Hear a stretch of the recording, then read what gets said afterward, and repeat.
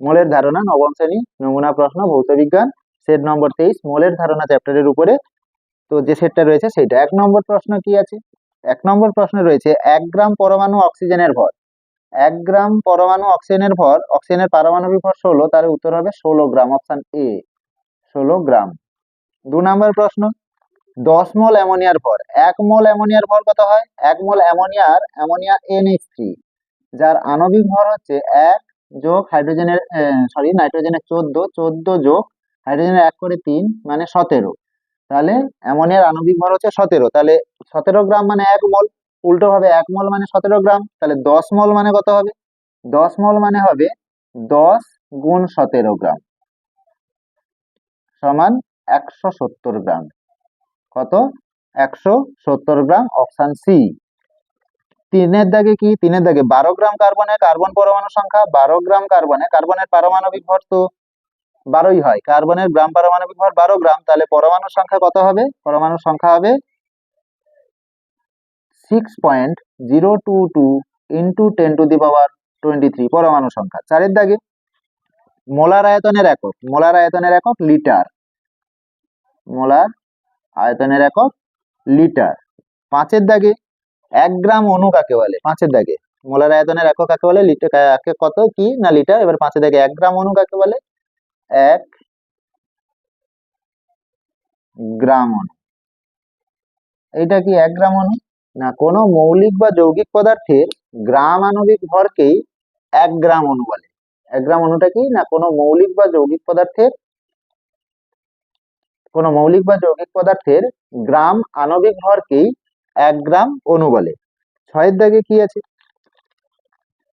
6-এর দাগে carbon die অক্সাইডের আণবিক ভর CO2 এর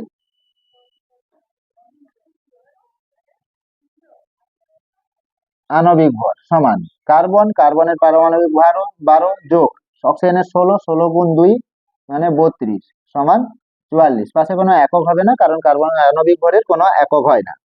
এই হলো আমাদের 6-এর দাগের প্রশ্ন। যারা নতুন দেখছো তারা অবশ্যই সাবস্ক্রাইব করবে, পাশে থাকা বেল আইকন প্রেস করবে। চলো এবারে 7-এর দাগের প্রশ্নের উত্তর করি।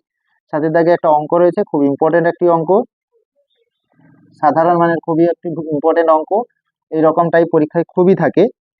7 গ্রাম 7 গ্রাম নয়, 7-এর দাগের প্রশ্ন। 22 গ্রাম কার্বন ডাই অক্সাইড ও 9 গ্রাম জলের অনুসংখ্যার অনুপাত কত? তো কার্বন ডাই অক্সাইডের গ্রাম আণবিক ভর কত হয়? কার্বন ডাই অক্সাইডের গ্রাম আণবিক ভর 44 গ্রাম। আর 9 গ্রাম জলে অনুসংখ্যা, 9 গ্রাম জলের গ্রাম আণবিক ভর কত? জলের গ্রাম আণবিক ভর হয় 18। আচ্ছা, তাহলে 44 গ্রামে অণুর সংখ্যা হয় 6.022 ইন্টু 10 টু দি পাওয়ার 23। 1 গ্রামে কত হবে? Divide by 44। আর প্রশ্নে বলেছে 22 গ্রামে, 22 গ্রামে কত হবে? তাহলে ইন্টু 22, 22 2-এ কাটলো, তার মানে 22 গ্রামে অণুর সংখ্যা 3.011 ইন্টু 10 টু দি পাওয়ার 23, এতটি অণু রয়েছে। জলের আণবিক ভর কত? 18, 18তে অণুর সংখ্যা কত হবে? 6.022 ইন্টু 10 টু দি পাওয়ার 23। 1-এ কত হবে? Divide by 18। কত? 9-এ কত? 9-এ বলেছে কত? 9-এ কত হবে? তাহলে 9-এ হবে ইন্টু 9, 9 2-এ 18 সমান কত? কাটাকুটি করলে 3.011 ইন্টু 10 টু দি পাওয়ার 23। তাহলে 22 গ্রাম কার্বন ডাই অক্সাইডের অণুর সংখ্যা এইটা, 9 গ্রাম জলে অণুর সংখ্যা এইটা। কি বলেছে? জলের অণু সংখ্যার অনুপাত। তাহলে অনুপাত অনুপাত সমান 22 গ্রাম কার্বন ডাই অক্সাইডে অণুর সংখ্যা 3.011 ইন্টু 10 টু দি পাওয়ার 23, আর 9 গ্রাম জলে অণুর সংখ্যা 3.011 ইন্টু 10 টু দি পাওয়ার 23। তো কাটাকুটি করলে পুরো রাশিমালাটাই কাটলো, সমান 1:1। তাহলে অনুপাত কত? অণুর সংখ্যার অনুপাত 1:1। 8-এর দাগে কি বলেছে? অ্যাভোগাড্রো সংখ্যা কিভাবে দৃশ্যমান ও আণুবীক্ষণিক জগতের মধ্যে সম্পর্ক স্থাপন করে? তো আমরা যদি এই জলের কথাই যদি বলি, আমরা 18 গ্রাম জলকে দেখতে পাই, যার মধ্যে অণুর সংখ্যা রয়েছে 6.022 ইন্টু 10 টু দি পাওয়ার 23, অর্থাৎ অ্যাভোগাড্রো সংখ্যক অণু। তাহলে অ্যাভোগাড্রো সংখ্যক অণু পরিমাণ যদি একসঙ্গে থাকে তাহলে আমরা তাকে দেখতে পাই, কিন্তু এখান থেকে যদি আমরা একটি জলের অণুকে বার করে নিই তাহলে সেই অণুকে দেখতে পাই না। তাহলে অ্যাভোগাড্রো সংখ্যাটা করছে কি? অ্যাভোগাড্রো সংখ্যাটা করছে, সম্পূর্ণ অ্যাভোগাড্রো সংখ্যক যদি অণু একসঙ্গে থাকে তাহলে তার গ্রাম আণবিক ভর পাওয়া যায়। জলের ক্ষেত্রে যেটা হয় 18, তাহলে অ্যাভোগাড্রো সংখ্যক অণু একসঙ্গে থাকলে তাকে আমরা দেখতে পাই, কিন্তু একটি অণু থাকলে তাকে আমরা দেখতে পাই না, অর্থাৎ আণুবীক্ষণিক। তাহলে এইভাবে অ্যাভোগাড্রো সংখ্যা আণুবীক্ষণিক এবং দৃশ্যমান জগতের মধ্যে সম্পর্ক স্থাপন করে। একই সঙ্গে এই 8 নম্বর প্রশ্নে একই সঙ্গে একটি প্রশ্ন বলছে অ্যাভোগাড্রো সংখ্যার মান কত। অ্যাভোগাড্রো সংখ্যার মান হচ্ছে 6.022 ইন্টু 10⁻23। এটা অ্যাভোগাড্রো সংখ্যার মান। 9 দাগের প্রশ্ন কি বলছে? 9 দাগে একটি অঙ্ক, আমাদের শেষ প্রশ্ন, 9 দাগের প্রশ্ন। যারা নতুন দেখছো তারা অবশ্যই চ্যানেলটিকে সাবস্ক্রাইব করে পাশে থাকা বেল আইকন প্রেস করবে, কারণ পরবর্তী সেট আমাদের আবার খুব তাড়াতাড়ি আসছে। তো মলের ধারণার উপর এই সেটটা 23 নম্বর সেট, আমাদের এই সেটের শেষ প্রশ্ন, 9 দাগের প্রশ্ন। 56 গ্রাম নাইট্রোজেনে যত সংখ্যক অণু আছে, 56 গ্রাম নাইট্রোজেন, তার মানে N2 এর গ্রাম আণবিক ভর সমান 14 গুণ 2 সমান 28 গ্রাম।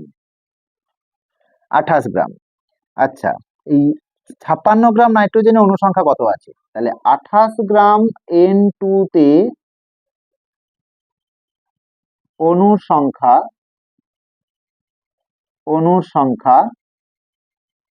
6.022 ইন্টু 10⁻23। একে কত?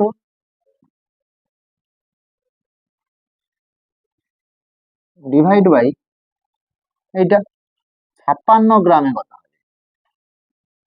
56 গ্রামে কত হবে?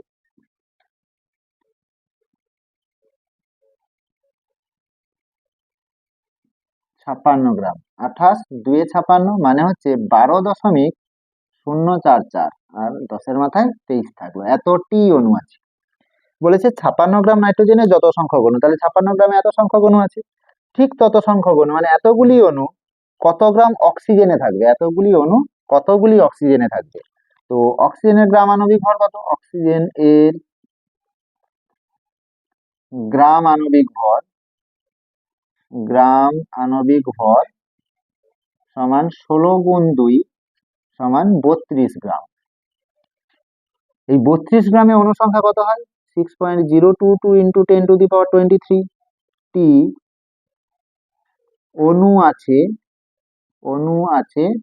32 গ্রাম O2 তে। একটি অণু আছে কিসে? তাহলে 32 ডিভাইড বাই ওই অ্যাভোগাড্রো সংখ্যা, এত গ্রাম।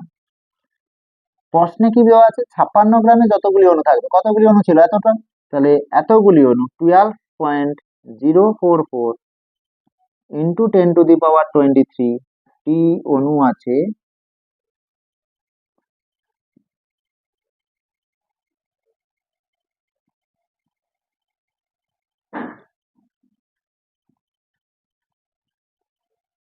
এত গ্রাম।